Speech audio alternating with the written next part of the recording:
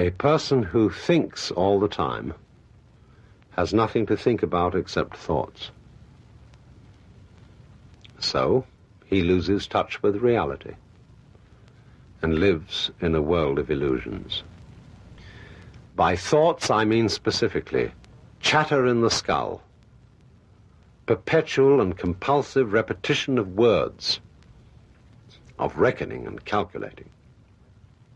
I'm not saying that thinking is bad. Like everything else, it's useful in moderation. A good servant, but a bad master.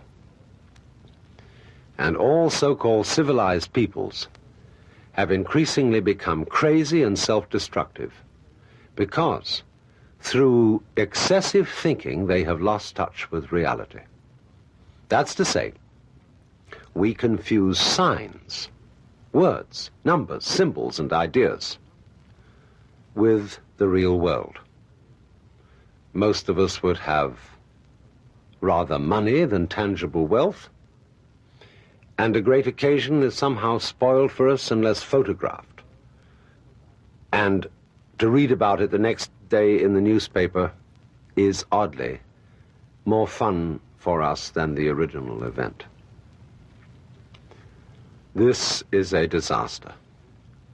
For as a result of confusing the real world of nature with mere signs, such as bank balances and contracts, we are destroying nature.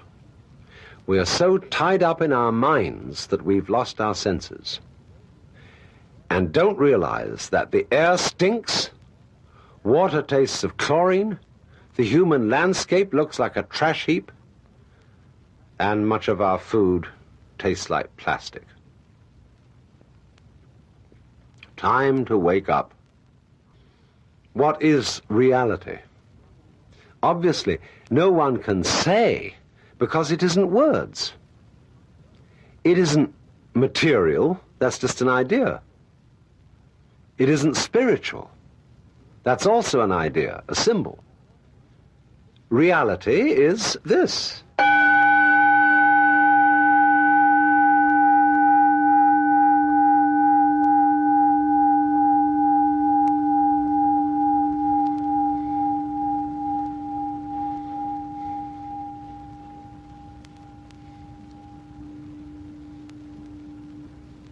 You see, we all know what reality is, but we can't describe it, just as we all know how to beat our hearts and shape our bones, but cannot say how it is done.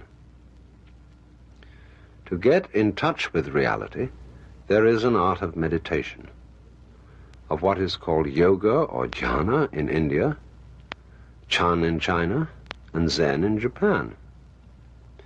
It is the art of temporarily silencing the mind, of stopping the chatter in the skull.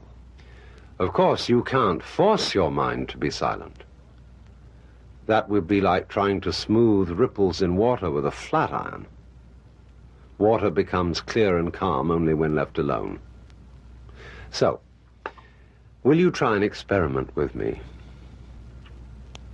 Simply close your eyes and allow your ears to hear all sounds around you. Don't try to name or identify these sounds. Just hear them as you would listen to music, as when you hear a flute or a guitar, without asking what it means.